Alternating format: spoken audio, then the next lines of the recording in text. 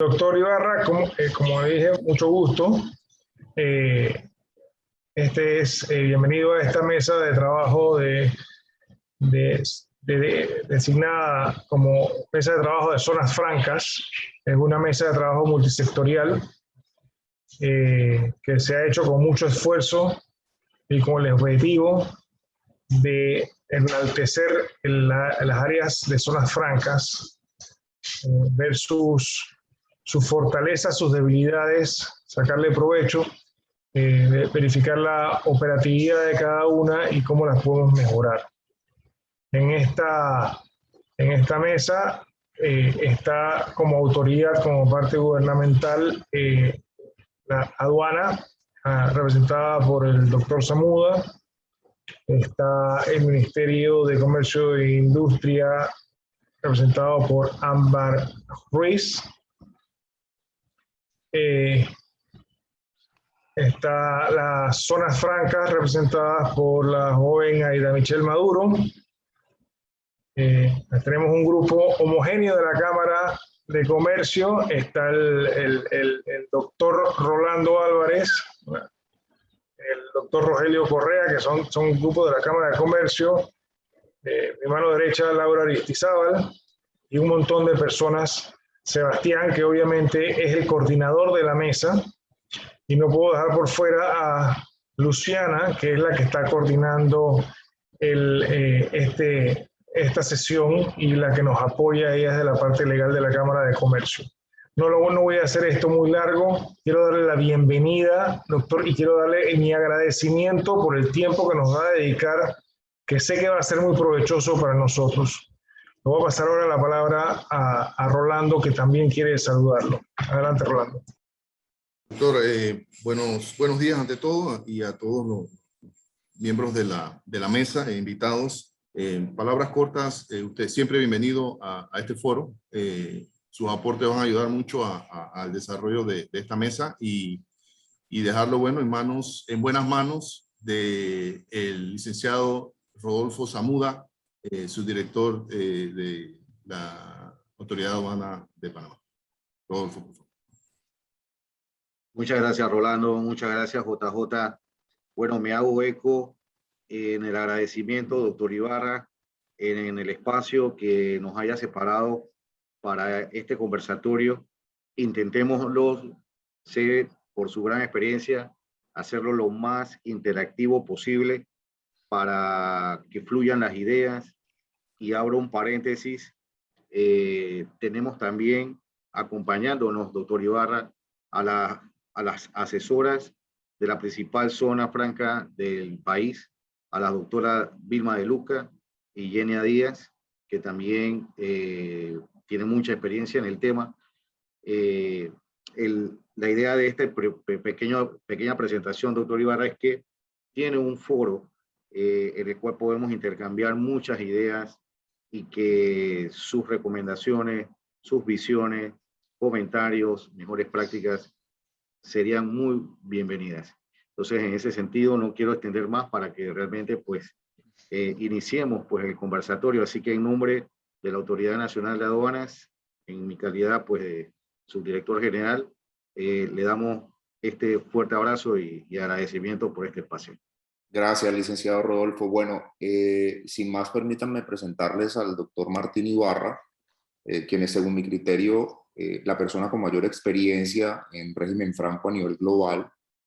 Esto puede resultar un poco complejo introducir a Martín, ya que podría quedarme corto en la descripción del aporte incalculable que ha hecho en Colombia en materia de zonas francas y a nivel global también.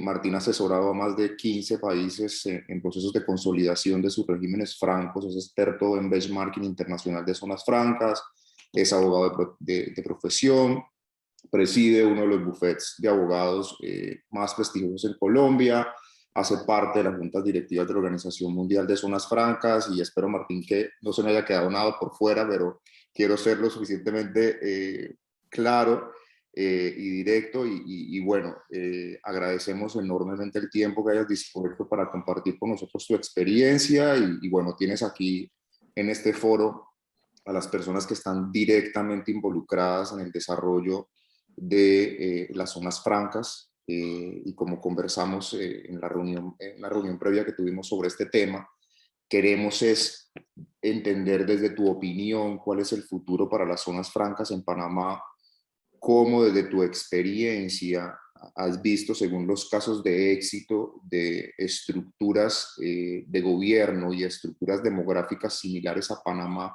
cómo podemos con nuestros recursos y de lo que tenemos hoy en día potenciar el régimen franco, porque definitivamente entendemos que cuando un país apuesta como política de Estado, las zonas francas pone de presente articular ciertos esfuerzos intersectoriales que requieren de un trabajo arduo y permanente.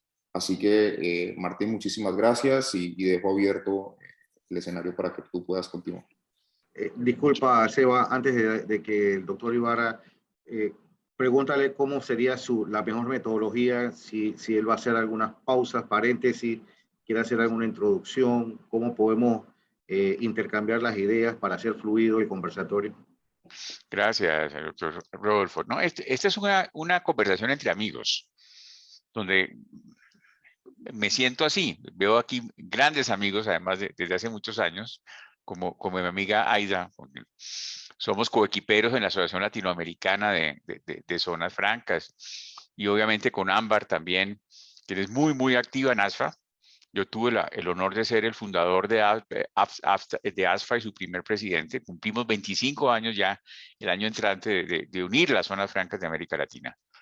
700 zonas francas que hay en América Latina y pues hemos cumplido un papel muy interesante de mutuo conocimiento y de mutuo apoyo. Entonces, va a ser una conversación en donde yo les voy a mostrar las 5 tendencias que hay en materia de zonas francas en el mundo, pues en el comercio exterior y obviamente en el reflejo de las zonas francas, y abrir la palabra para que abramos una conversación de amigos, de amigos sin ningún protocolo. Por eso no traje ningún PowerPoint, sino simplemente va a ser una conversación informal. Lo primero que yo quisiera decirles es que las zonas francas son un mecanismo muy antiguo. Se los inventaron los romanos en el año 166 a.C., una isla que se llama Delos, que quedaba en el Peloponeso, que además era una isla sagrada, porque ahí habían nacido varios dioses griegos y como era una isla sagrada no se podría ni nacer ni morir en la isla. Era para deidades griegas. Entonces, cuando llegaron los romanos, encontraron una isla donde no había gente y querían hacerle la guerra a los fenicios en el transporte del trigo que venía de Egipto y venía del norte de África hacia el Imperio Romano. Y ahí fue como crearon la primera zona franca del mundo, año 166 a.C. Fue un arma de guerra, como siguen siendo hoy, 2000 años después. Las zonas francas son armas de guerra para captar negocios, para hacer experimentos de negocio, para crear ambientes competitivos, etc. El comercio mundial se ha multiplicado por 9 desde la Organización Mundial de Comercio. En el año 1995 se crea la OMC y se cambian completamente los paradigmas del comercio internacional. Es como uno cuando cambia de jugar fútbol a jugar golf.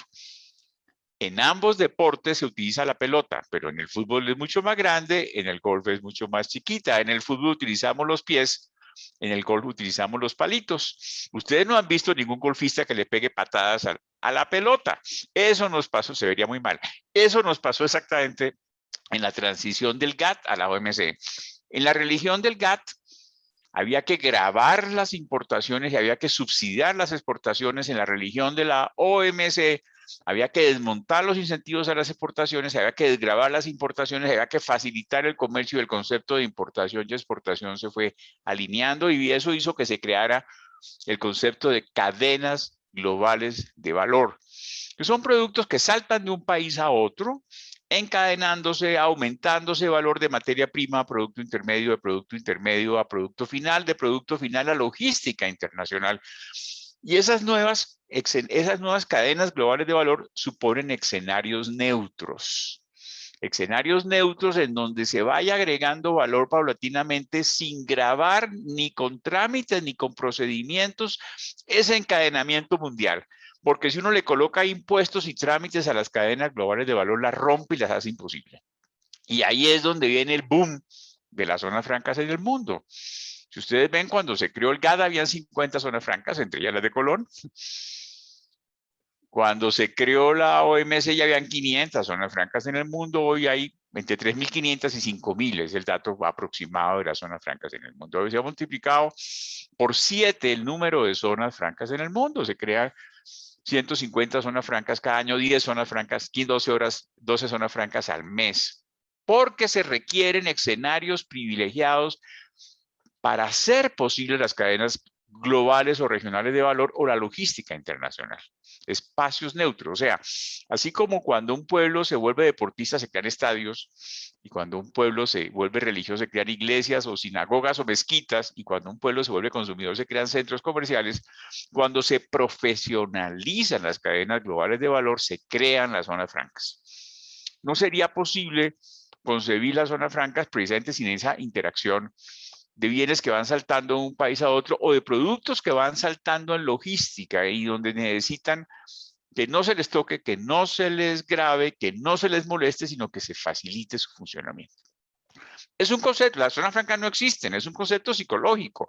No hay una máquina, no hay un franquímetro que si yo voy con un borne y me meto en la zona libre de Colombo, en Panamá Pacífico o en Panapark, me marque, y si me salgo, me marque cero. No, no existen. Es una ficción de extraterritorialidad que solo está en la mente, pero es una estrategia de facilitación de negocios.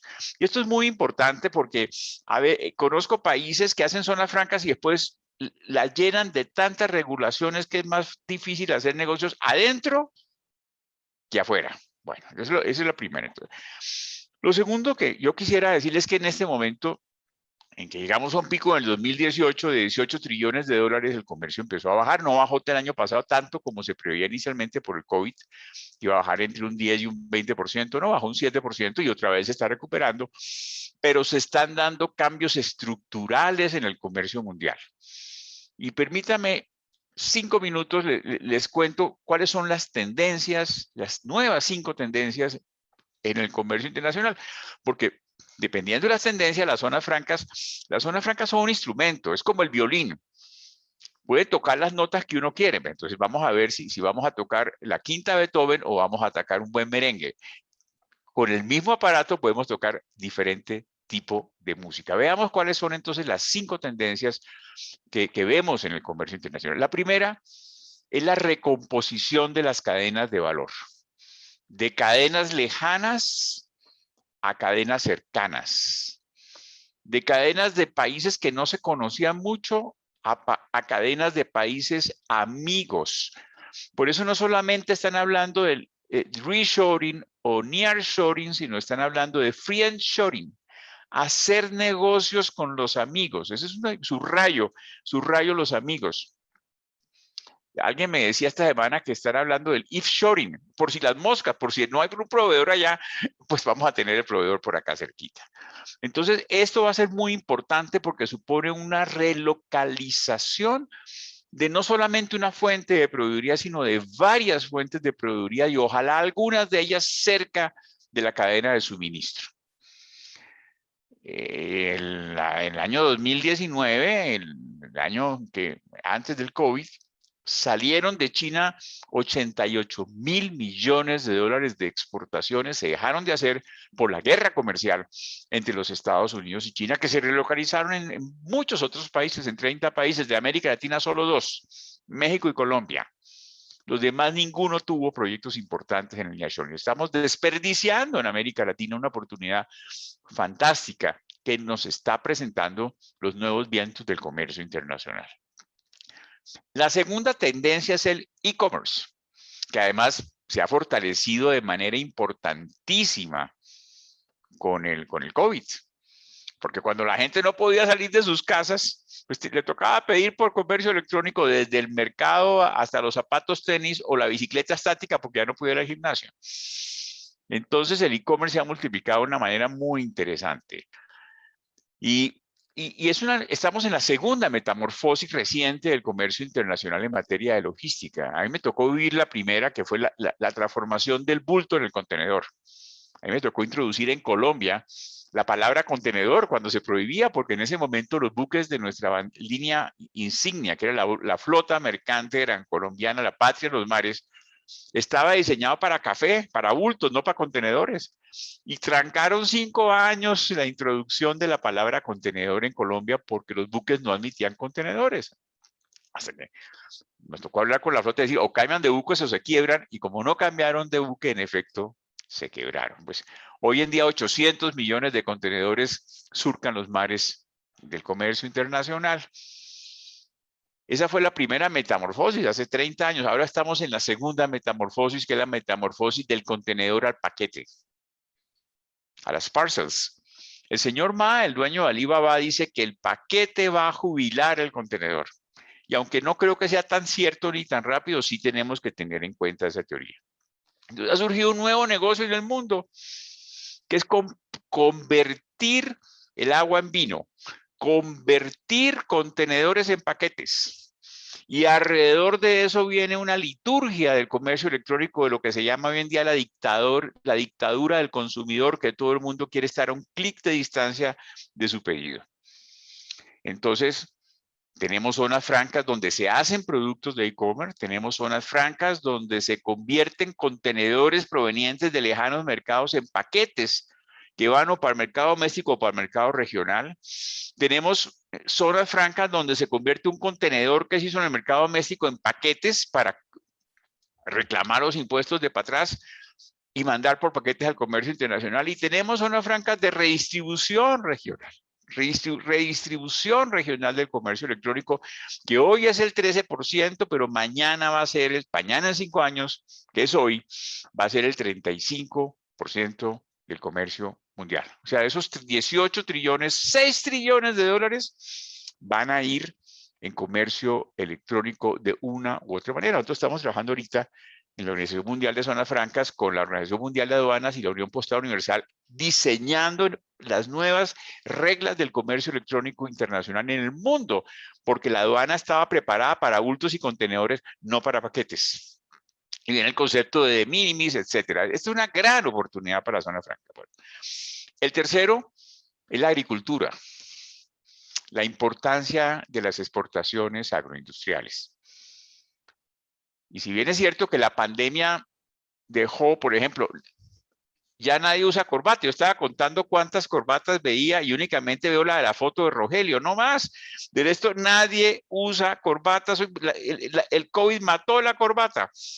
Hay muchos productos y Juan José también está muy elegante, pero la mayoría de las personas pues no utilizan corbata. El otro día me tocó ir rápidamente a mi closet a ponerme una corbata porque estaba en una reunión con orientales y el único que no tenía corbata era yo. Entonces tocó ir al closet rápidamente a ponerme una corbata. Pero entonces lo que quiero decir es que el COVID ha dejado de usar ciertos productos, pero ha incrementado otros. Y la agroindustria es uno de ellos.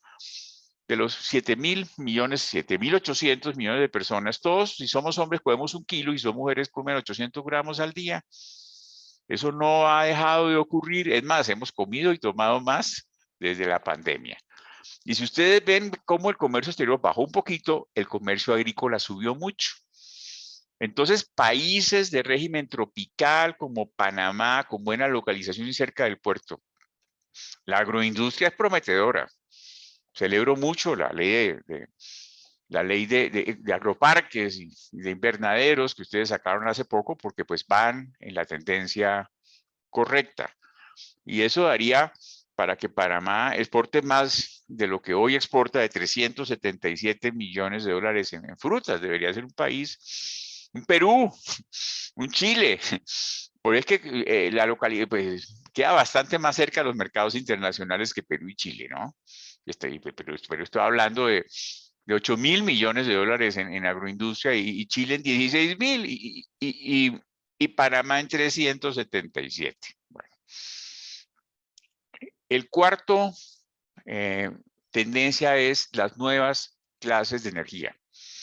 Estamos ante un mundo cada vez más verde, en donde se está prohibiendo el carbón y se está dejando de utilizar el petróleo a mediano plazo, porque la gran mayoría de los vehículos van a ser eléctricos. En el año 2030, la mitad de los vehículos en Estados Unidos serán eléctricos. Y el petróleo va a dejar de disminuir, como le pasó a las piedras. La edad de piedra no se acabó porque se acaban las piedras, ¿verdad? Hubo una revolución tecnológica. Y eso hace que las nuevas producciones estén cerca de los centros de transporte, de producción de energía, porque la energía ya no va a ser transportable como antes. Antes el carbón se podía transportar, el petróleo se podía transportar, el gas se podía transportar. De hecho, uno de los nuevos productos más importantes por el canal de Panamá son los barcos gasíferos.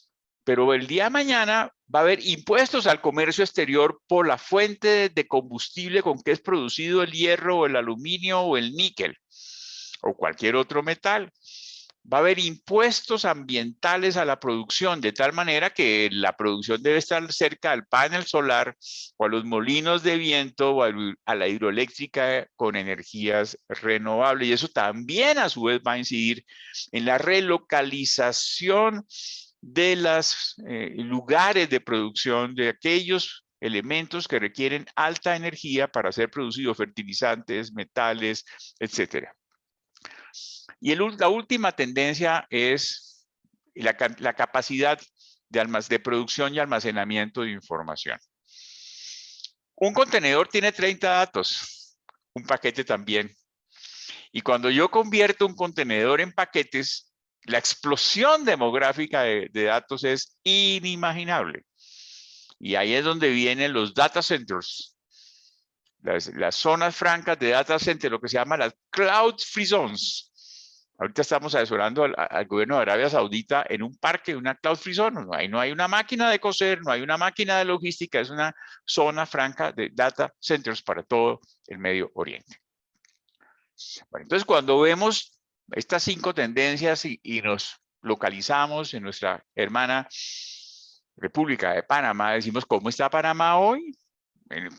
¿Qué cifras tenemos? Entonces, el mundo exporta 18 trillones de dólares dividido por 7.800 millones de habitantes, nos da 2.500 dólares por habitante.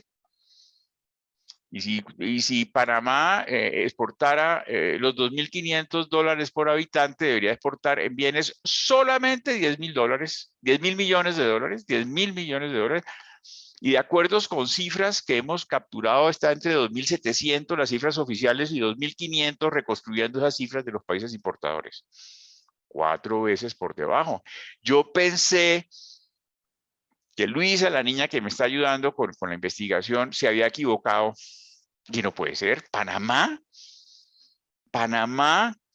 con 4 veces por debajo del per cápita mundial de exportaciones. Si fuera Bolivia, pues uno dice, sí, Bolivia queda donde Jesucristo perdió las sandalias. No tiene puertos, es un país mediterráneo. Evo no era una persona muy globalizada, pero Panamá, el epicentro del mundo, con el canal al lado, con el aeropuerto de Tocumen, con puertos en el Atlántico y en el Pacífico, 2.500 millones de dólares de exportaciones. Hay algo ahí que no suena bien. Entonces, lo que yo les quiero decir es que yo creo que Panamá puede ser un campeón en el comercio internacional. Le pasa un poco lo de un deportista, Santiago Botero, que era un ciclomontañista de fin de semana y fue donde su deportólogo. Y apenas lo examinó, dijo, usted va a ser campeón del mundo. Digo, ¿yo soy un deportista de fin de semana. Dijo, no. Su capacidad torácica, la relación de la pantorrilla con el fémur, los latidos de su corazón, usted es un campeón. Y fue campeón, lo descubrió el deportólogo. Yo quiero ser el deportólogo de Panamá. Yo quiero demostrar que Panamá no se va a contentar con el miserable per cápita mundial de exportaciones de 2.500 que nos daría 10.000 millones de dólares. Debería duplicarlo por lo menos. Debería ser un país de 20.000 millones de dólares.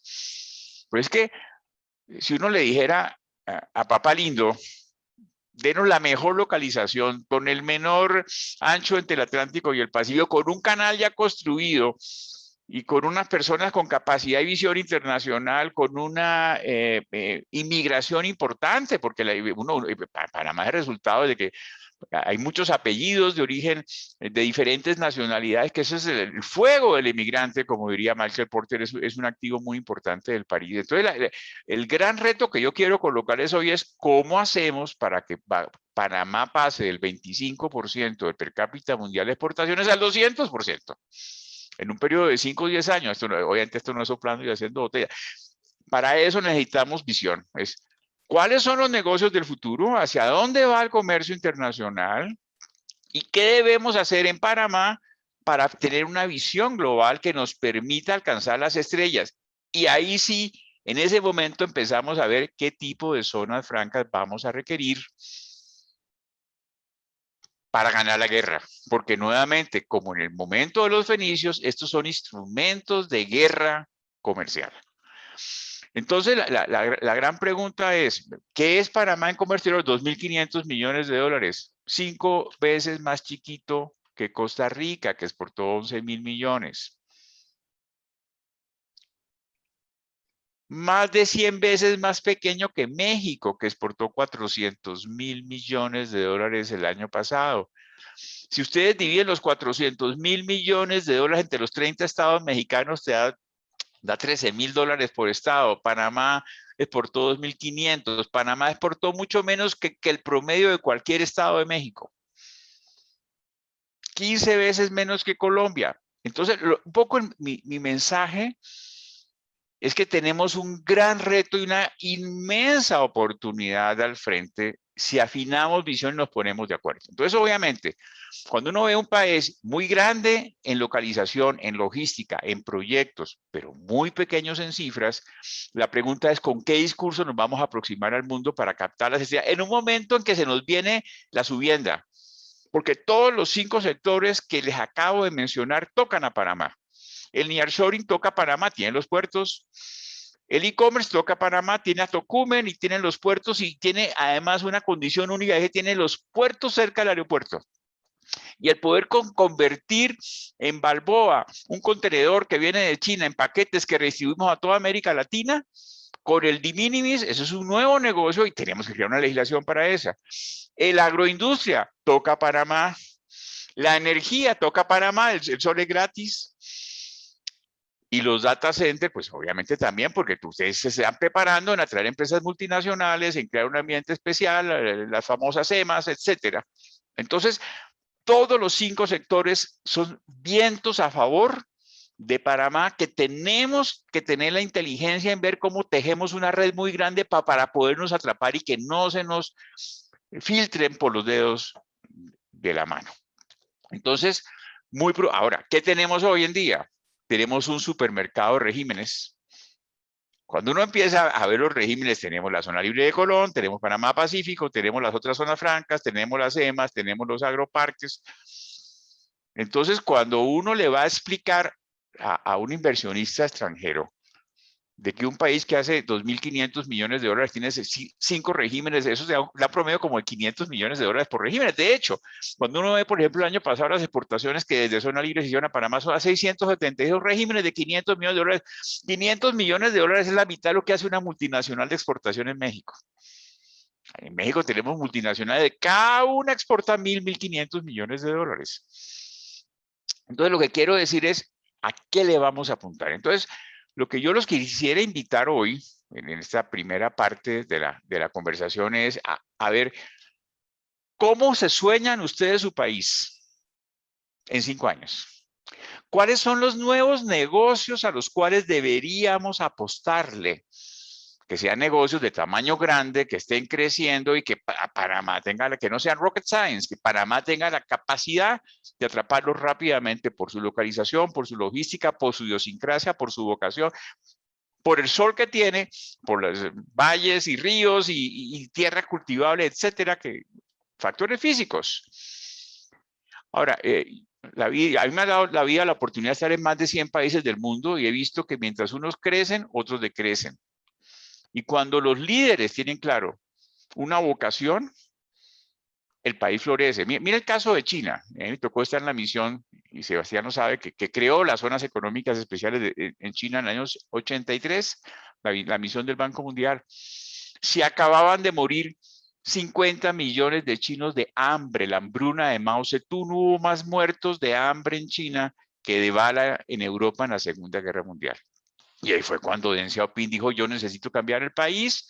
Mientras el gato case ratones, no importa de qué color son los ratones, y creó las zonas económicas especiales. 40 millones de empleos directos. Ese fueron el instrumento que llevó a la China de ser el país más cerrado del mundo por 500 años a ser el campeón de la globalización, el primer exportador del mundo y el primer país industrializado del globo. 2.5 trillones de dólares al año de exportaciones. Las zonas francas funcionan. Yo creo en las zonas francas. Yo he visto cómo las zonas francas le cambian el ADN a un país y permiten ser experimentos de nuevos negocios e imanes de esos clústeres que los países quieren traer así, pero nos toca ponernos de acuerdo, nos toca unificar regímenes, nos toca que sean fácilmente traducibles, fácilmente entendibles, pero sobre todo tener muy claro en qué sectores nos vamos a posicionar y contra quién vamos a competir. Y con Ámbar hemos hablado muchas veces de esto. No podemos diseñar regímenes francos para clientes desconocidos. No. Es como cuando estamos diseñando un Ferrari, un Fórmula 1.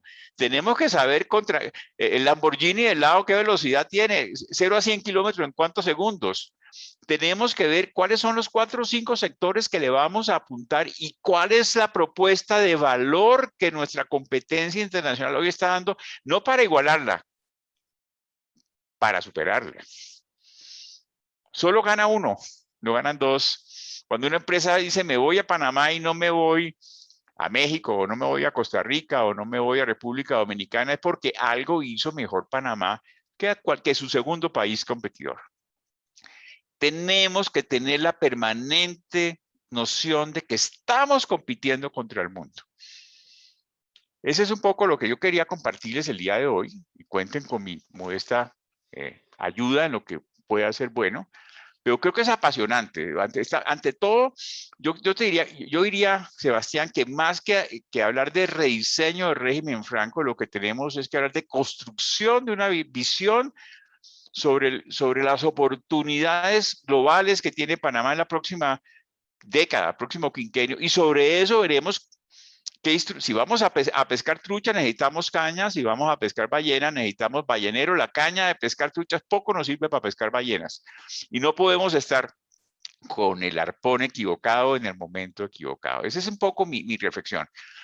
Mire lo que está pasando en Marruecos hoy en día. El país cambió de inclinación. Era un país inclinado hacia el sur y se inclinó hacia el norte.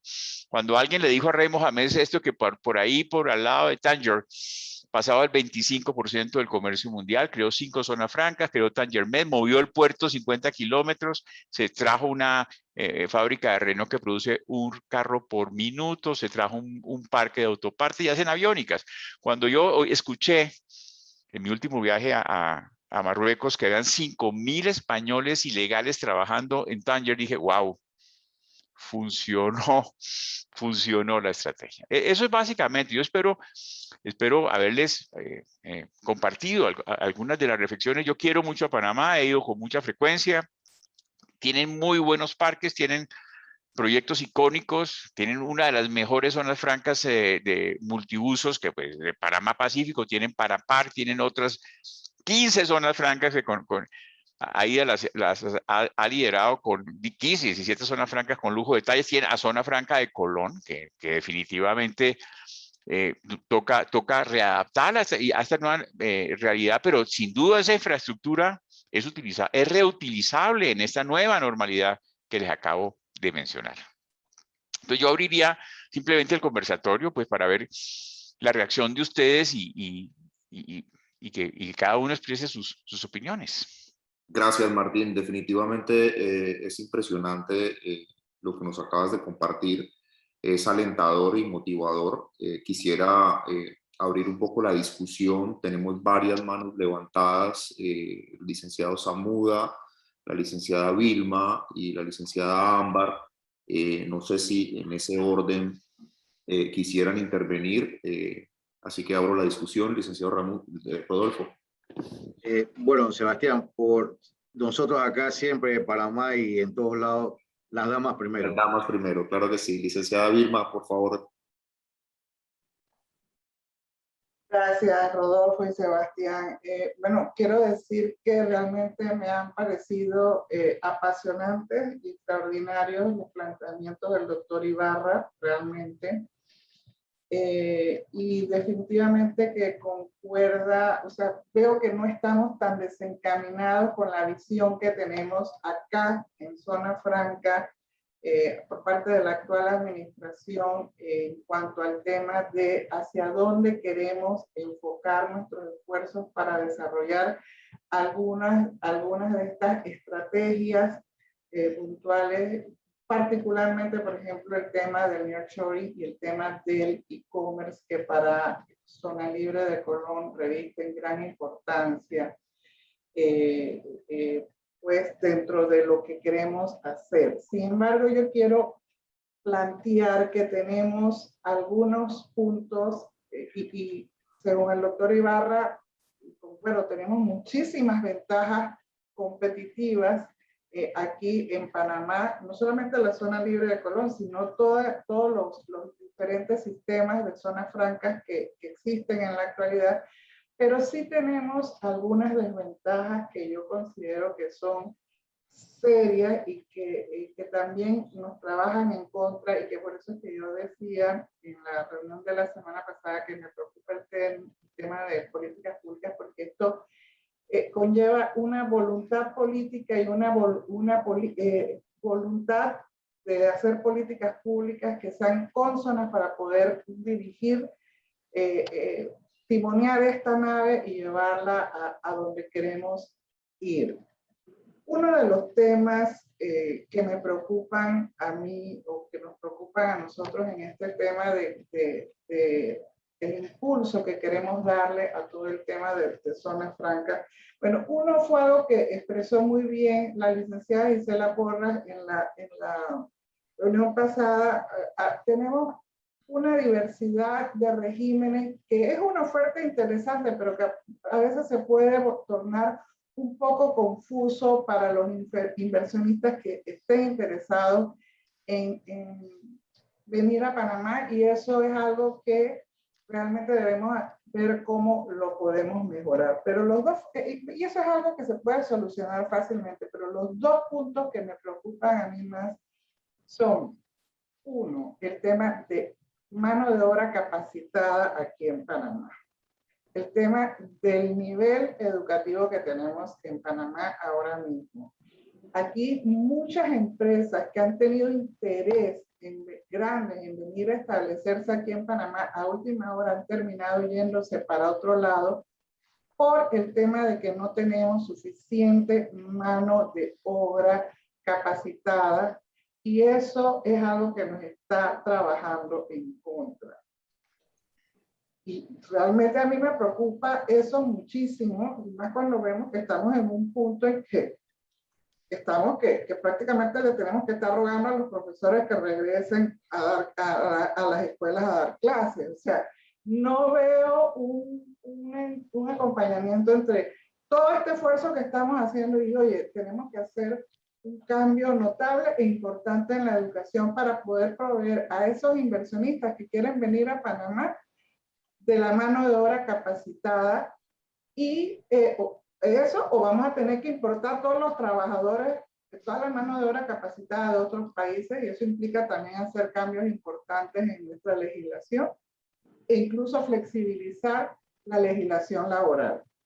El otro punto que me gustaría preguntarle al doctor Ibarra, cómo pensamos, cómo cree él que debemos abordar, porque realmente es algo que nos ha afectado muchísimo y que es una realidad con la que tenemos que convivir todos los días, es el tema de la inclusión de nuestro país en todas las listas estas de colores negras, azules, grises, y todo el tema del cumplimiento de normativas antilavado que han hecho que aquí en Panamá se tenga que montar un entarimado legal realmente impresionante para poder cumplir y hacerles el trabajo a otros países, a las grandes potencias, realmente, y eso es algo que en la práctica se ha convertido muchas veces en una piedra en el zapato, y no es que yo diga que es que no tenemos que cumplir.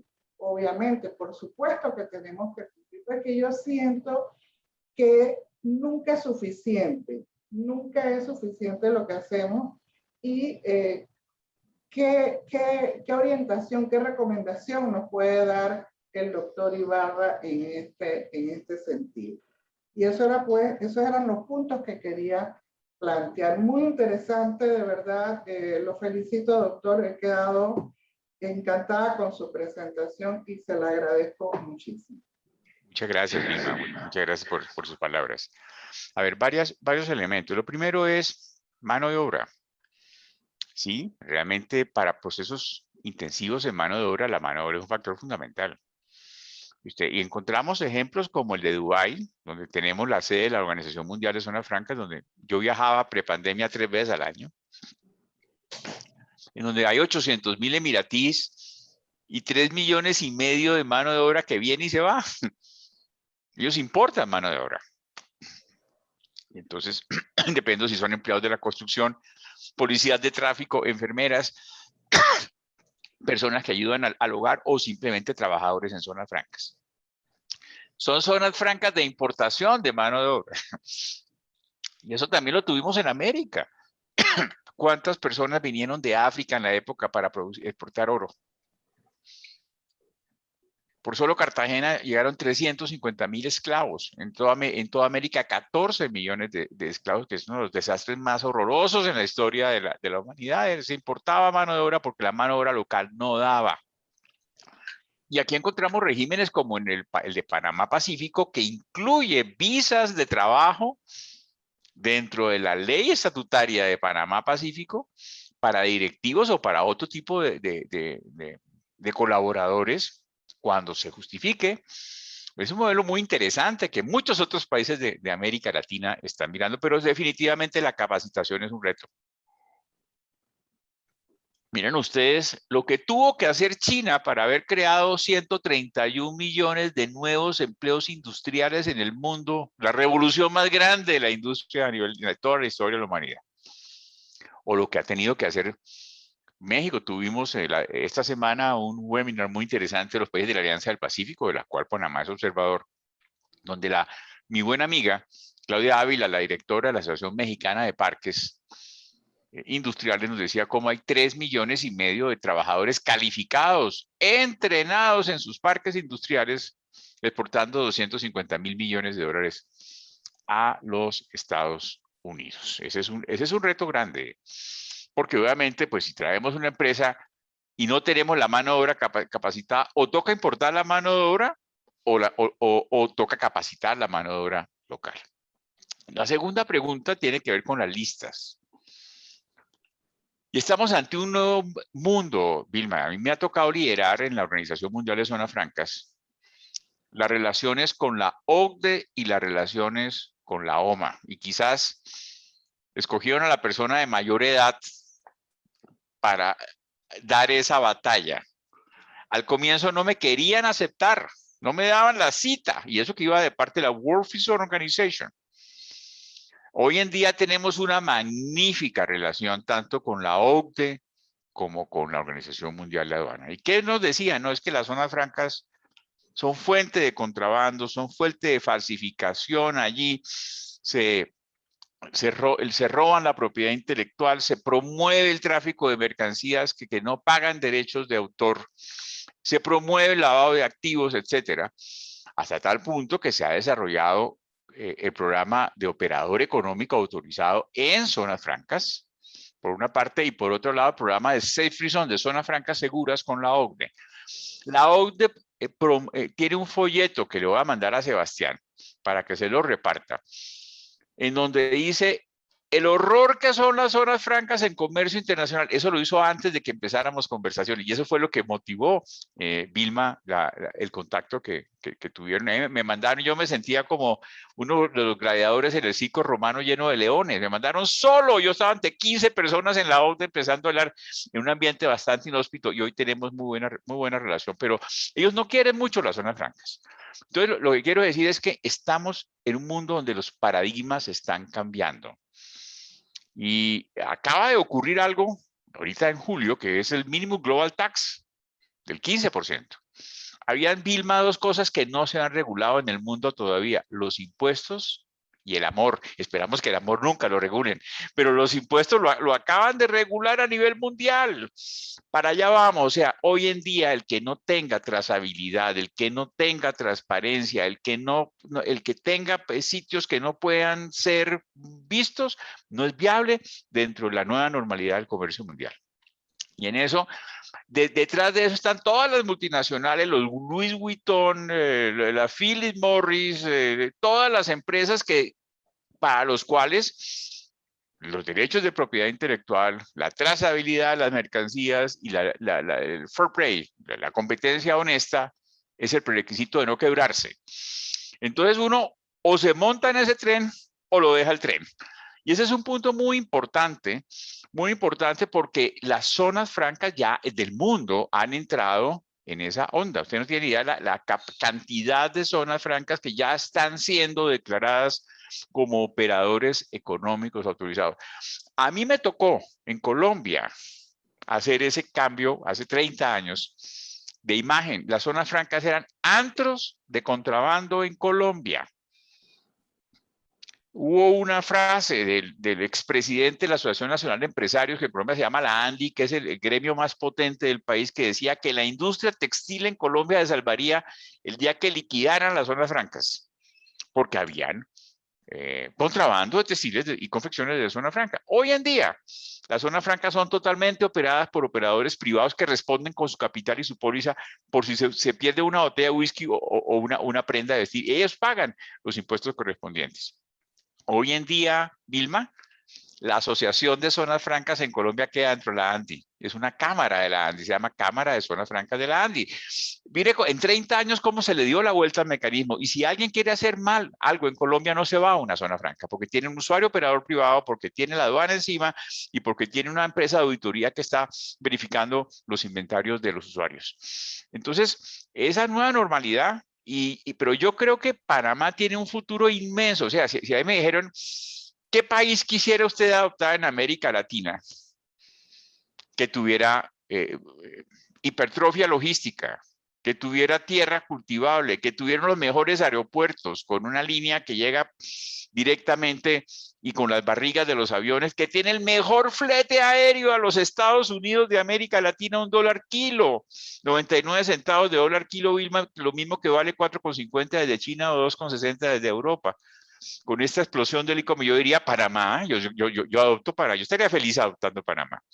Lo que nos toca entender es que no necesariamente lo que fue en el pasado va a ser los negocios del futuro. Y precisamente los psicólogos han descubierto que la inteligencia tiene 7 factores: razonamiento abstracto, rapidez y precisión, memorización, pero la verdadera inteligencia es la permanente capacidad de adaptarse a la vida en tiempo real, ABS. Esa es la inteligencia. Y a eso es lo que tenemos que ser inteligentes en poderle apostar, porque el e-commerce va a ser 6 trillones de dólares. ¿Cuánto de eso quiere Panamá? Y la agroindustria son 240.000 millones de dólares al año. ¿Cuánto de eso quiere Panamá? Entonces, hoy en día, el aguardiente antioqueño se hace con alcohol exportado desde Panamá. Entonces, o sea, lo que quiero decir, lo que yo quiero decir es, yo creo en Panamá y creo en el futuro de Panamá. Lo que tenemos, ese centavo que le falta al peso, lo que tenemos es que afinar el telescopio de las oportunidades para ponernos de acuerdo nosotros mismos. Gracias, Martín, por tu respuesta. Ámbar, por favor. Bueno, yo cada vez que coincido con Martín siempre aprendo cosas nuevas y él ha sido muy gentil conmigo. Cuando yo tenía que defender las 6 nuevas zonas francas ante el Consejo de Gabinete, fue quien me dio elementos, armadura, fuerza para poder hacerlo. Así que a él también le debemos ese gran logro de este año de haber aprobado más zonas francas en un año que en 2 gobiernos anteriores juntos. Eso en primer lugar. Entonces, como ya yo me acostumbré a pedirle consejos, yo quería pedirle otro consejo. Nosotros, como tenemos multiplicidad de regímenes económicos especiales, tenemos dificultades para la promoción de los regímenes y a veces pareciera que hay como un canibalismo entre los distintos regímenes, pareciera que hay como una competencia entre sí. Ayer hablaba con ProColombia y me quedé con una reflexión, y es que ProColombia promueve por sectores y no por figuras jurídicas. Yo quería preguntarle a Martín si considera que eso pudiera ser la estrategia que quizás calme un poco a los inversores extranjeros, porque cuando ven que hay tantos regímenes, ya vamos por 8, la gente se pone muy nerviosa, les entran dudas, y tal vez por la experiencia que tiene Martín de haber no solo estado tantos años vinculado al tema de zonas francas, sino por haber viajado a 100 países, tal vez me pueda dar una perspectiva de qué es lo que tranquiliza al inversionista cuando se encuentra con un país que tiene tanto potencial, pero también tanta variedad de regímenes y una tendencia a crear todavía más. Bueno, varias cosas, Ámbar. Lo primero es que si dividimos 8 regímenes entre los 3.000 millones de dólares que exporta Panamá, tenemos regímenes de 400 millones de dólares en promedio cada uno, ¿verdad? O sea, son regímenes de corto alcance, llamémoslo así, no hay ninguno. Y si tomamos la zona libre de Colón, de pronto es la que más volumen tiene hacia afuera y hacia adentro menos. Entonces, la gran pregunta es, ¿cuál va a ser nuestra apuesta? Lo segundo es, ¿cada régimen está actualizado hoy en día? A ver, es como cuando uno tiene el iPhone 1 o el iPhone 2 o el iPhone 5 o el iPhone 12. Y si hoy estamos en el iPhone 12 Plus Pro, con el iPhone 3 no llegamos a ningún lado. No tiene la capacidad de memoria para los nuevos programas, ¿no? Si se cae, se rompe, si se moja, se daña. Hoy en día estamos, y el nuevo ya tiene 3 lentes. La pregunta es, ¿pasaría un examen internacional hoy los 8 regímenes al tiempo de Panamá? ¿O tendremos unos mejores que otros y estaremos desgastándonos en gastar pólvoras en gallinazos o no? O a lo mejor sí. A lo mejor es que no hemos podido apuntar donde es y de pronto todos los 8 son maravillosos y están actualizados. Bueno, lo otro es, las normas tienen que ser cortas y fácilmente traducibles. Porque hay un pecadillo en que normalmente uno hace la legislación con 15 considerandos y utilizando terminología interna. Pero resulta que los clientes no están adentro. Por eso no necesitamos zonas francas. Los clientes están afuera, en el 90%, el 80% de los casos. Tienen que ser normas sexapilosas, y es posible hablar del sexo de las leyes. Normas fácilmente traducibles al inglés y al español y al mandarín y al francés. Cortas, porque el departamento legal de cada una de esas multinacionales tiene que traducirla y entenderla. Entonces, muchas veces yo cojo parágrafos de 15 líneas y los comprimimos en un párrafo de 4 renglones, que dice lo mismo, pero de manera sencilla. En eso los gringos son muy prácticos en escribir. Los latinos somos mucho más prosopopéyicos. A mí me han llegado leyes de zonas francas con 32 considerandos. Cuando uno llega al 18 ya está cansado y no ha empezado la ley. Entonces, lo otro es contra quién competimos. Entonces, es el primer ejercicio que deberíamos hacer es cuáles son los 5 sectores del futuro en Panamá y cuáles son los 5 países líderes en cada uno de esos sectores. Si es logística, estamos compitiendo con Caucedo, o estamos compitiendo con Jamaica, o estamos compitiendo con Miami, o con quién. Si es agroindustria, estamos compitiendo con Perú, estamos compitiendo con Colombia, o con México, o con Guatemala, o con quién. Entonces, cuando miremos porque hay un elemento, Ámbar, que se llama la nivelación fiscal internacional, y precisamente lo que hace la zona franca son los flaps que te ponen en igualdad de condiciones con tu competencia, no solamente en igualdad, en mejor capacidad de competir que tu competencia internacional. Y si obviamente a eso le enchuflamos seguridad jurídica, como está en Panamá Pacífico, que tiene previsto los contratos de estabilidad jurídica, bingo, porque otro de los pecados que tenemos en América Latina es que con cambios de gobiernos hay cambios de legislación, y todo el mundo le pregunta a uno, ¿y quién me garantiza que lo que me está ofreciendo hoy Panapark me lo van a respetar los próximos 10 años?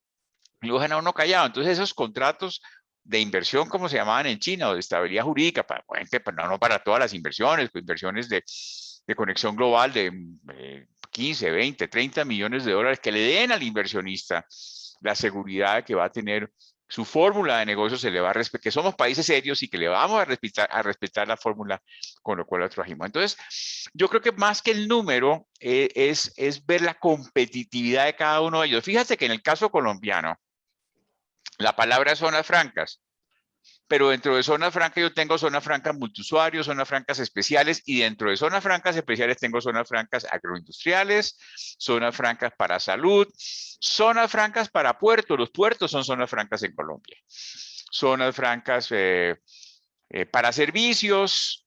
Entonces hay un corchete pero que se va modelando, como tú muy bien lo dices, sectorialmente, dependiendo hacia dónde, teledirigiéndolo hacia donde queramos ir. Ahora, en este momento hay un gran movimiento en Colombia a fortalecer las zonas francas de clústeres, en donde realmente las diferentes empresas convivan en un ambiente de complementario para pues, tener cadenas regionales de valor. Entonces, yo te diría que más que el número es ver cómo está hoy en tiempo real la competitividad de cada uno de los sectores frente a las propuestas de sus 5 mayores competidores en la región y cómo pudiéramos mejorarla. Y ahora, si pudiéramos tener 1 o 2 mecanismos, pues mucho mejor, porque con la misma dinero tendríamos una mayor publicidad en el mundo y sería mucho más fácil predicar esa nueva religión.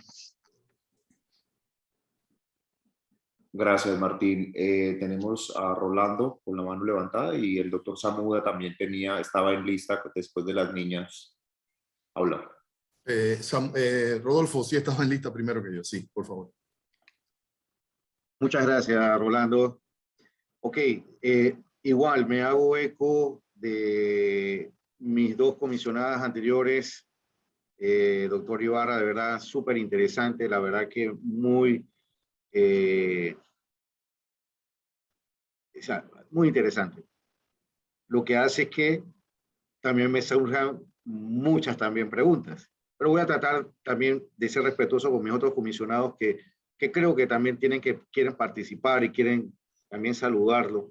Así que lo que voy a hacer como un pequeño listado, tratando de serlo más concreto, a ver sus opiniones, y creo que en algunas ya coincidía con algunas de sus comentarios.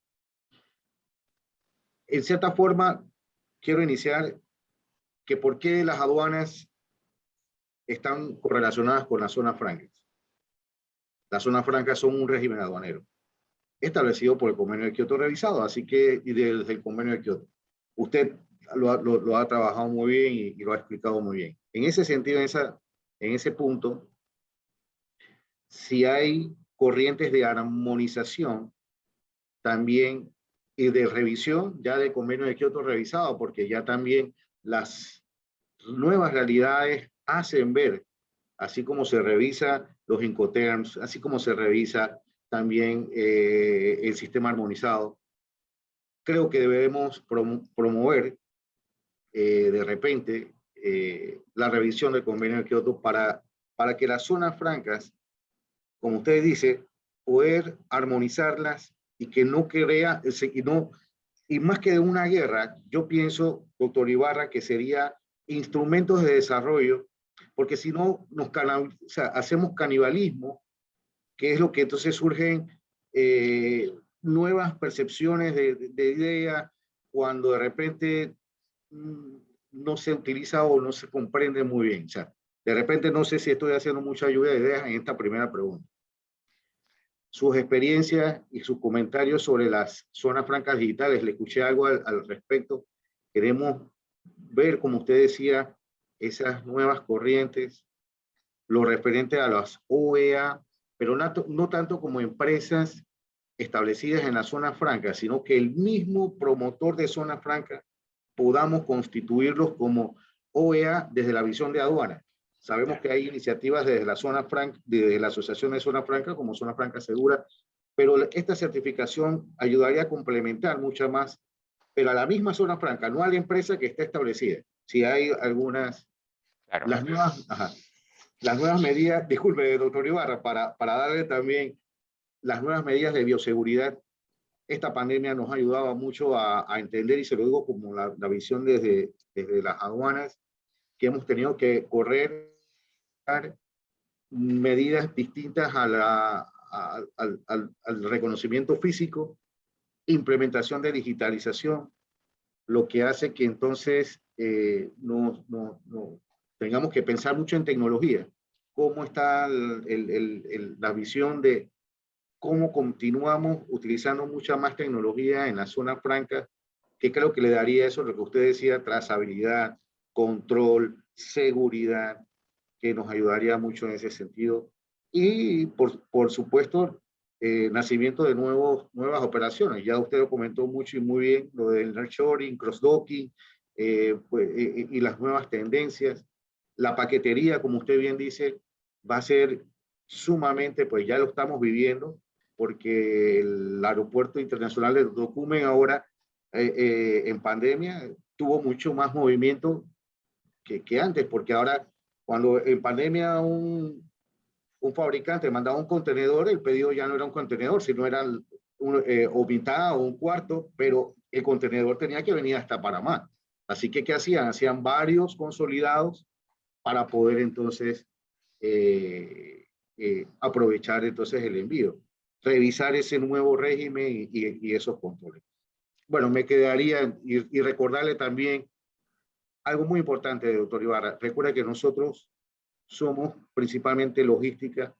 Definitivamente comparto con usted de que debemos explotar mucho más la exportación, pero todavía ahorita en la actualidad el transbordo es nuestro potencial. De los 8 millones de contenedores que pasan por Panamá, el 15% es lo que se queda aquí, y todo lo demás nosotros lo distribuimos. Entonces, por ahora, entonces, entre esa transición y esa migración a su buena recomendación, me gustaría de repente tener esa visión por parte suya.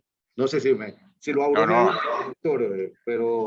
Clarísimo, licenciado Sabuda, clarísimo. A ver, yo le diría varias cosas. Primero, el anexo D2 del convenio de Kioto revisado se envejeció. Va a tener casi 20 años.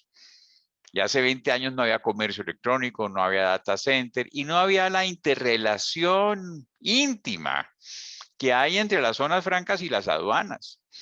Casi que hay aduanas que veían las zonas francas como un enemigo, como una contraparte. Yo estuve hace unos años, hace unos 15 años, en una de las reuniones de ASFA que tuvimos en Argentina.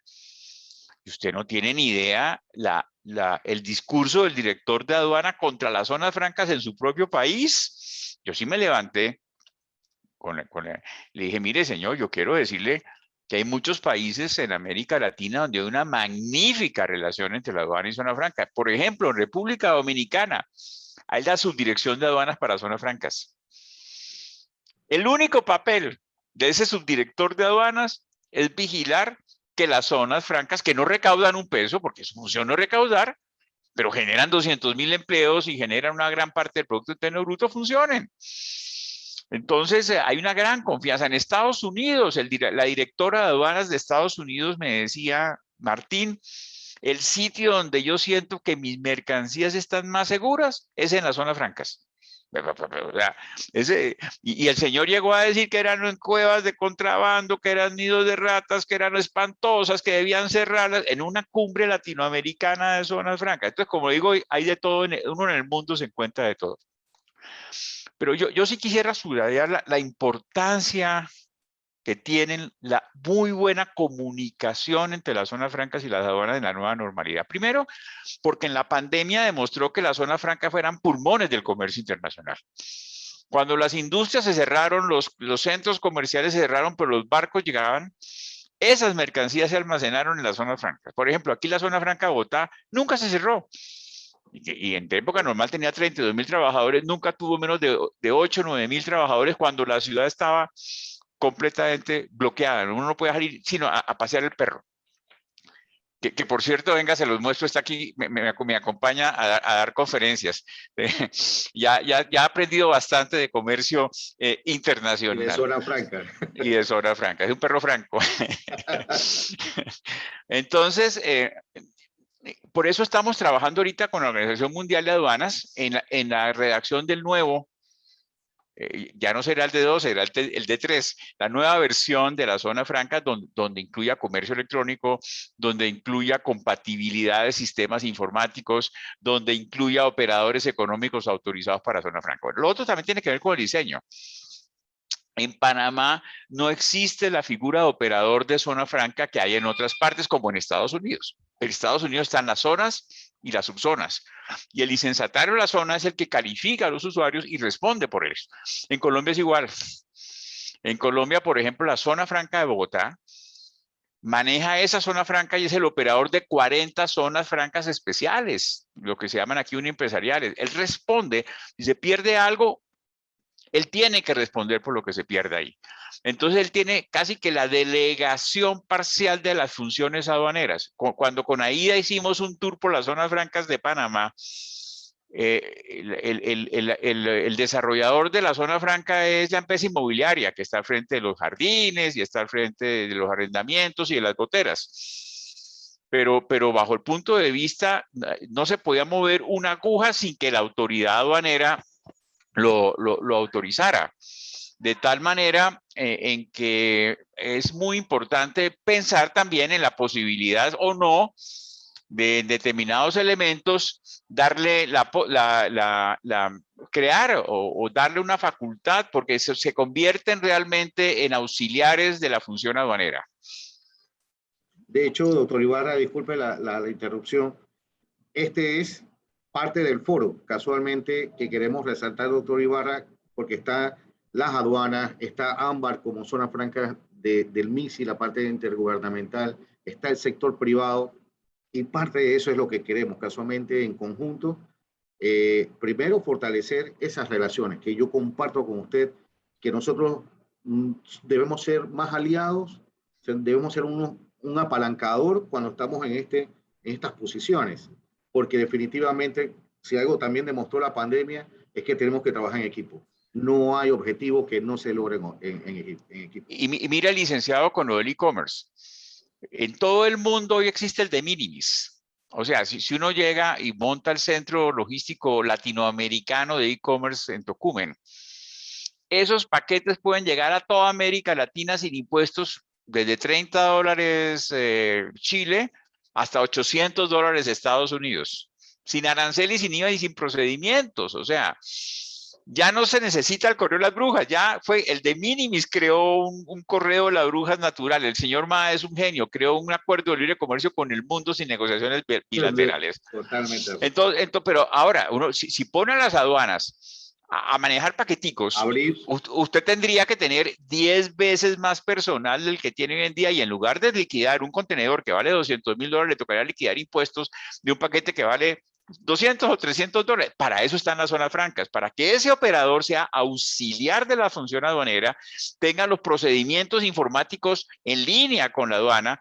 y tenga la confianza suficiente para poder multiplicar por 20, por 50 o por 100 las operaciones, porque viene una explosión demográfica del número de pedidos con el comercio electrónico. O sea, estamos ante una nueva realidad completamente diferente. Y lo otro es, la pandemia nos obligó a la sistematización de los procedimientos aduaneros. Aquellos países que habían sido renuentes y creían que el lápiz era todavía el instrumento más importante del comercio internacional, se dieron cuenta que el lápiz no servía para nada cuando no había presencialidad. Por eso creo que avanzamos kilómetros. Fue la gasolina, el fuego que se le prendió a la gasolina que ya venía para agilizar la digitalización de las aduanas en toda América Latina. Gracias, Martín. Una moción de tiempo, nos quedan 10 minutos para las 12. Tenemos levantar las manos de Rolando y Juan José. Rolando, por favor. Sí, gracias. De manera rápida, doctor. En el área de Singapur, hace más de 40 años, cuando ellos decidieron lanzar el TradeNet, que fue el sistema que aplicaron para avanzar y dar el salto, hace más de 40 años ellos detectaron que tenían solamente 550 personas preparadas en tecnología y que necesitaban 30,000 en ese momento. Entonces, ellos tomaron decisiones que nosotros todavía en este momento estamos tratando de tomar. ¿Y qué opina usted con relación a esto? conociendo que debemos formar más el recurso humano, como lo mencionó la licenciada Vilma, pero dentro de las entidades que tienen que ver con la logística, el comercio internacional, que afectan de manera directa las zonas francas. Y el segundo, lo que estamos haciendo es crear consenso público-privado, pero además de lo que estamos haciendo, ¿qué usted recomienda que podemos mejorar? Porque contamos con un gabinete logístico, contamos con una secretaría logística, está el sector privado a través de la estrategia, Rolando. Disculpa. Estrategia, exacto. ¿Qué usted opina? La Estrategia Logística Nacional 2030. ¿Qué usted, además de lo que ya se está haciendo, para lograr este consenso e ir hacia las metas, hacia esas 5 tendencias que usted comentó? Bueno, dos reflexiones, Rolando. Lo primero es, hoy en día la digitalización ya no es el futuro, es el presente. El blockchain, el seguimiento, o sea, hoy en día no es posible pensar en un comercio internacional sin digitalización. Y la digitalización tiene que ser en toda la cadena porque el eslabón más débil y más lento es el que marca el ritmo de toda la cadena. Entonces, en eso es un reto.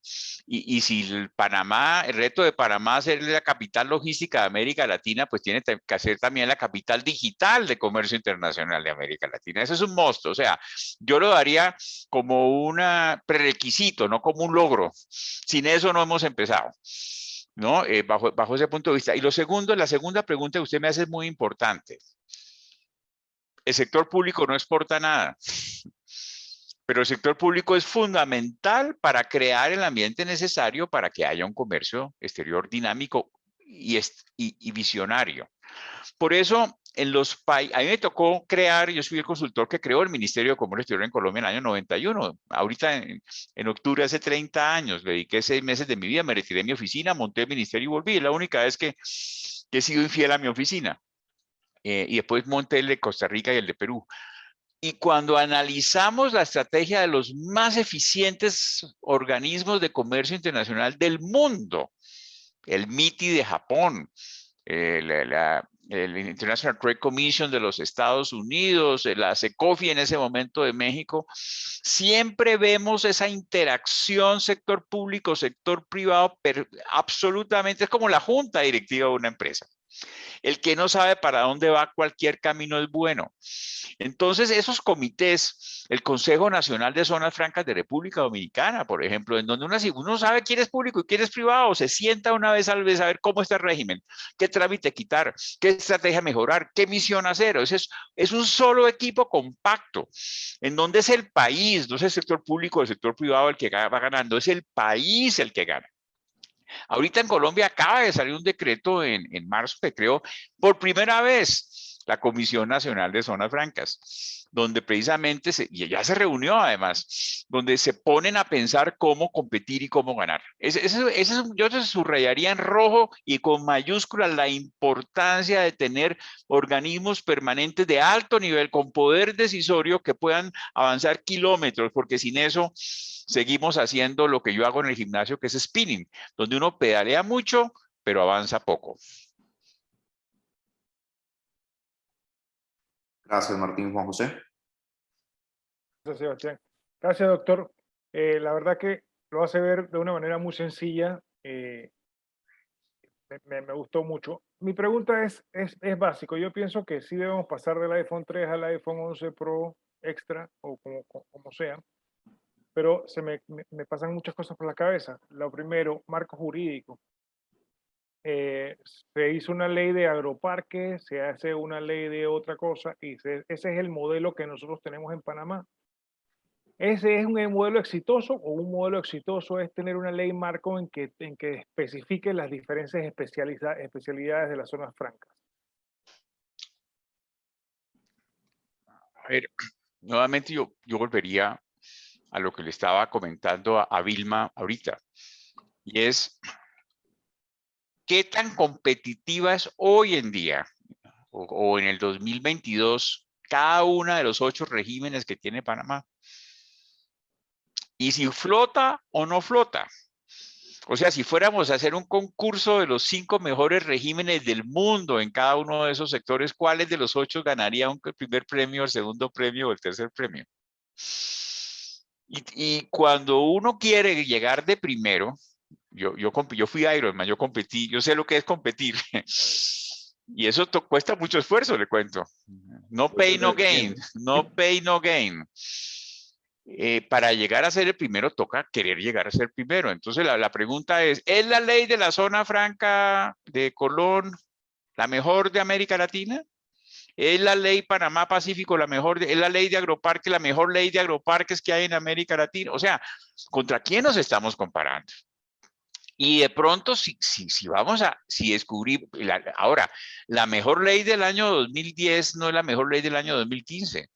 Y la mejor ley del año 2015 no va a ser la mejor ley del año 2022 post-COVID, porque las realidades cambiaron dramáticamente. La pregunta es, si Panamá quisiera tener la mejor regulación en materia de estabilidad, en materia de nivelación fiscal internacional, en materia de incentivos compatibles con el mínimo global tax y cuál debería ser la propuesta de valor y cómo, si la logramos identificar, pudiéramos mejorar cada uno individualmente considerado esos 8 regímenes, si es que tienen algo que mejorársele. A lo mejor son perfectos y no hay nada que mejorársele. Pero esa es la gran pregunta, esa es la pregunta del millón. Y entonces, de pronto, si comparamos, por un ejemplo, Alegra Agroparque, ¿cómo está cuáles son los 3 países líderes de exportaciones agrícolas en América Latina de valor agregado? Chile, Perú y México. ¿Cómo están con la ley agrícola mexicana, peruana? ¿Cómo está con los incentivos del NAFTA, ahora TEMEC de México? Y también tienen allá su norma de agroparques. ¿Y cómo está con los incentivos de Corfu y ProChile, y etcétera? O sea, para ver cómo la mejoramos. O sea, es que si no tenemos noción de contra quién competimos, es muy difícil ganarle a la competencia desconocida. Entonces deduzco que lo primero que tenemos que hacer es conocer nuestra competencia. Primero, identificar los 5 sectores que vamos a apostarle. Es la logística, es la agroindustria, son los data centers, son las sedes multinacionales, es la producción de alcohol y ron, pero la que sea.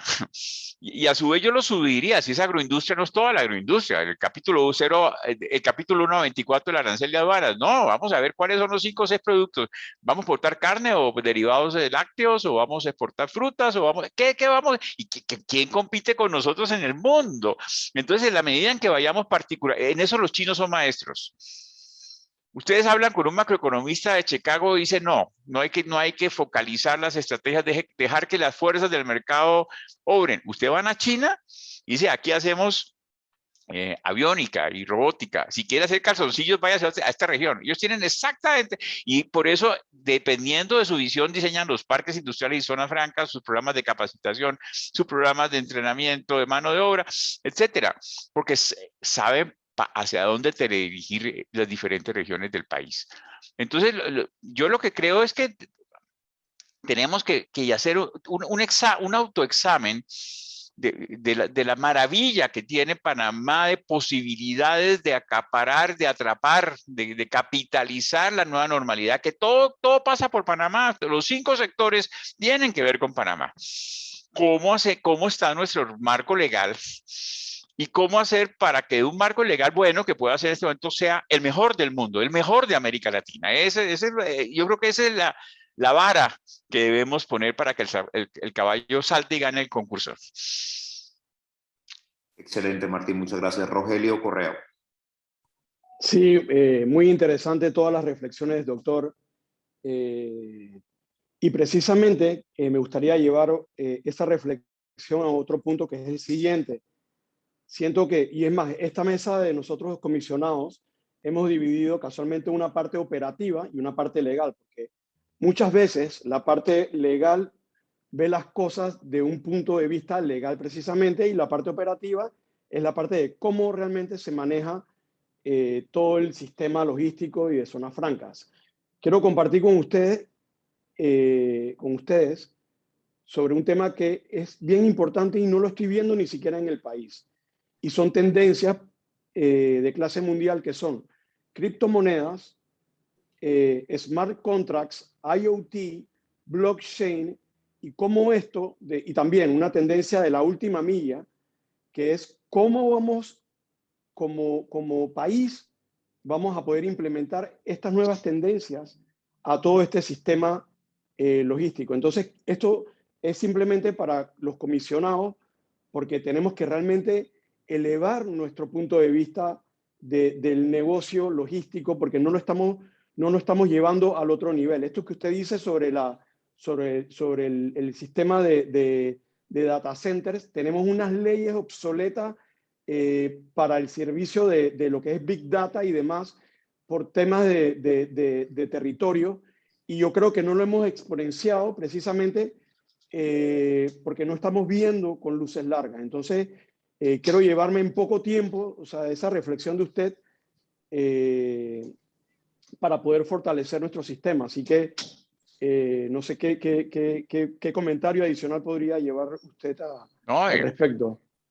Yo creo que visualizar el futuro es fundamental, y partiendo de las fortalezas y también partiendo de las debilidades. Por ejemplo, hay parques en el norte de México que no tienen agua. Entonces no traen tintorerías de telas, se dedican a fábricas que la única agua que necesiten es para los baños de los trabajadores no más. De verdad, entonces uno tiene que partir, pero lo que yo quisiera invitarlos es, si Panamá quisiera llegar al per cápita mundial de exportaciones, que yo creo que es una meta muy poco ambiciosa, dada la localización y la infraestructura y la logística de Panamá, y tuviéramos que pasar de los 3.000 a los 12.000 millones de dólares, ¿en qué nos vamos a inventar los 9.000 que nos hacen falta? ¿Es en agroindustria? ¿Es en manufactura e-commerce que vamos a sacar en avión por Tocumen? ¿Es en servicios? ¿Es en data center? ¿En qué? En centros de servicios compartidos, para los cuales las zonas francas son definitivos. ¿Es en servicio médico? En mucho tiempo Panamá fue el centro médico de la costa caribe colombiana. Muchos de los cartageneros tradicionales nacieron en Panamá. En fin, o sea, nos toca, y hay 70 millones de personas que cruzan la frontera de su país para ir a recibir servicios médicos a otros países. O sea, esa es la apuesta que yo quisiera ver. Y entonces, en virtud de eso, podemos saber qué traje necesitamos. Y el traje es el modelo de incentivos que requerimos. O sea, es como si Rogelio me pregunta qué es mejor, el smoking o el vestido de baño. Depende para dónde voy. Si voy para la playa, de smoking me vería muy ridículo. Si voy por una boda, en vestido de baño probablemente no me dejen entrar. Entonces, yo creo que yo le trabajaría un poquito, más que a la parte legal y a la parte logística, ahora es a la construcción de visión. Y una vez tengamos la visión clara, lo demás va a fluir solo, porque ya vamos a tener los elementos de juicio para comparar contra quién competimos, qué instrumentos tienen esos competidores y cómo mejorarlos. Y ahí podemos crear colectivamente una visión de valor y sobre todo hacerla prioridad nacional, porque en el momento en que se cree el sentido de competencia, de que tenemos que ser mejor que Perú en agroindustria y que para eso necesitamos eso, la estrategia es completamente diferente. Los latinoamericanos tenemos la tendencia a sentirnos el ombligo del mundo. De hecho, Cusco significa ombligo del mundo, y cada país dice que nosotros somos, ustedes miren el mapa, y todo el mapa, ustedes van a Perú y el mapa gira alrededor de Perú, y va a Colombia y tiene océano los dos mares, y va a Panamá, el canal de Panamá, y así Costa Rica. O sea, no hay novia fea, muerto malo, ni zona franca mal localizada. Siempre llega una zona franca y es la mejor zona franca del mundo y aparece. Entonces, yo lo que los invitaría es, con una gran humildad, a reflexionar un país tan maravilloso y con tantas oportunidades como es Panamá, en identificar esas 5 propuestas de valor y a partir de eso trabajarle los incentivos si es que lo necesitamos. Gracias, Martín. No veo más manos levantadas, ya estamos un poco por encima de las 12 del mediodía. Si no hay más consultas, quisiéramos ya dejar descansar a Martín y que vaya a su agenda full apretada que debe tener. Martín, agradecidísimo, como siempre. Muchísimas gracias por aceptar esta invitación. Pienso que en esta mesa nos queda mucho trabajo por hacer desde el punto de vista de organización, de realmente tratar de impulsar a que el tema de las zonas francas en Panamá sea una apuesta de Estado y que se vea con tal importancia como esto. Y bueno, y pienso que este es el objetivo de la mesa, ¿no? En esta mesa en la que se ha constituido recientemente, en ver cómo potenciar el régimen franco en Panamá y definitivamente, y creo que muchos de los comisionados coincidimos en que es necesario que alguien o un grupo de expertos oriente al país, sea in-house o sea traído de afuera, pero necesitamos que se organice la casa. Así que nada, veo a la licenciada Michelle está levantando la mano. Vamos a darle la palabra y sería la última para ya terminar. Michelle, por favor. Muy buenos días y de verdad, Martín, gracias por esta exposición. Yo me siento muy complacida porque de alguna manera nos pone en foco en qué debemos concentrarnos. Creo que, y de hecho comparto el lineamiento, que tenemos un sentimiento muy, o un esfuerzo demasiado dividido. Y por eso es que no tenemos esa oferta ganadora como Cali nos acabas de explicar. Muchísimas gracias por compartir tus conocimientos y sabes que siempre te esperamos en Panamá. Muchas gracias, Michelle. No, pues de ninguna manera esto es cansancio, Sebastián, es pasión. Cuando esto es pasión, es un goce muy grande. Yo los invito, el próximo jueves tenemos la Cumbre Latinoamericana de Zonas Francas. Los que no puedan ir presencialmente, virtualmente es gratis. A través de Sebastián les voy a hacer llegar el link. Va a haber discusiones sobre el futuro de las zonas francas en América Latina. Como región tenemos el mismo reto que tiene Panamá hoy en día. Hoy en día América Latina está en la mitad del per cápita exportador del mundo. Estamos en $1.200 contra los 2.500 del mundo y como reto, esas 750 zonas francas tienen que ser los caballos que jalen el carro hacia arriba. Qué bueno tener compartir con los hermanos latinoamericanos esa experiencia y seguiremos en contacto. Muchas gracias a Revés por la oportunidad de haber compartido con ustedes algunas reflexiones y los felicito que tienen un gran país. Yo creo que es problema de fine tuning, es simplemente visión y con toda seguridad Panamá está condenada al éxito. Gracias, Martín. Muchas gracias, Martín. Fascinante todo lo que hemos conversado y no soy Ironman, pero cuando vengas a Panamá te presto una bicicleta y nos vamos a dar unas vueltas por las montañas de Coclé para disfrutar. Maravilloso, yo sigo activo en el ciclomontañismo y lo gozo, lo disfruto muchísimo. Gracias, José. Vale. Muy bien. Queremos pasarle la palabra al licenciado Zamuda para que entonces ya cerremos y despida, por favor.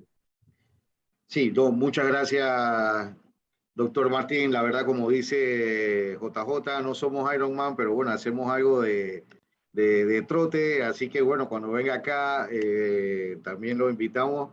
Y si puede traer al perrito, pues ahí también mis hijos son amantes a las mascotas. Así que bienvenidos. La verdad que es muy interesante. Como usted dice, aquí salen muchas reflexiones. Ojalá de manera después presencial, cuando tenga alguna oportunidad, pueda acompañarnos en esta iniciativa, que creo que es uno de los primeros pasos que ya estamos en esa dirección, como usted dice, que es unificar criterios. Es entre los dos sectores, y no dos sectores, es el país. Hacia dónde quiere ir el país, pero bueno, para eso estamos, la Cámara de Comercio, sus esfuerzos que junto pues con esta administración hemos pues logrado estos primeros pasos y como usted dice, para correr hay que entrenar, pero todavía estamos, bueno, dando el paso, ahora vamos a ir dando los demás para llegar entonces a hacer ese Ironman del país que queremos llevar entonces el tema. Así que muy agradecido, la verdad que espero que no sea la última y siempre bienvenido a Panamá. Y saludos a su bello país. Muchísimas gracias, licenciado, muy amable. Damos entonces la despedida a Martín. Martín, un placer.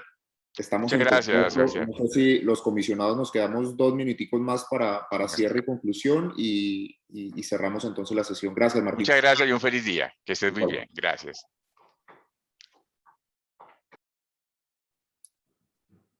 Perfecto. Bueno, muchísimas gracias por la asistencia. A ti, Sebastián, la verdad, excelente iniciativa. Bueno, sí, muy buena iniciativa. Ahí solamente el reitero del diagnóstico. Bueno, del diagnóstico sale entonces para dónde ese y sobre la matriz que tú has presentado, Seba, entonces hacia dónde comenzamos entonces los trabajos. Perfecto. Sí, lo que sí pedía, Vilma pedía, creo que era Vilma, copia para ver si tenemos acceso al video, ¿sí? Cosa de que Sí. todos... Ya Luciana se lo va a mandar. Sí, sería bueno darle una visión todos de nuevo para sacar las principales ideas, ¿no? Seba, Perfecto. disculpa. De repente, Ajá, de repente en la Luciana, próxima me lo mandas sesión. a mí para yo mandárselo a todos. Exacto, Ok. JJ.